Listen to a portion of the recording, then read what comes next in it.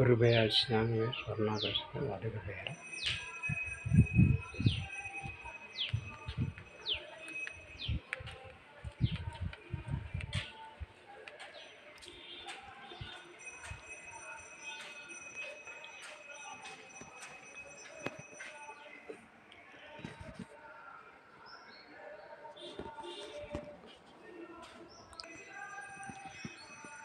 காங்கேயபுரம் என்னும் உடையாளூர் ஸ்தலபுராணம். பரமசிவன் பார்வதி ஏகாந்தத்தில் பிரம்மத்துவம் உபதேசம் செய்தவர்களில் முருகவேல் அங்கு வர, முருகனை புலத்தில் சென்று தவம் செய்யும்படி மகேசன் சாபமிட்டது.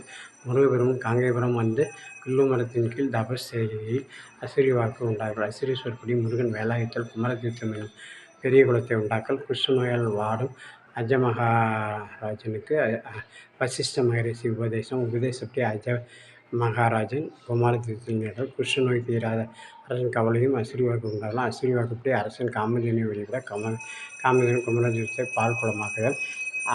அஜமகாராஜன் பால் குளத்தில் நீராடி ஸ்ரீ கைலாசநாதரை வழிபட ஸ்ரீ கைலாசநாதர் திருநீர் அணிவிக்கப்பட்டு குஷ்டரோகம் நீங்கப்பட்ட வசிஷ்ட மகரிஷியிடம் ஆசி பெறுதல்.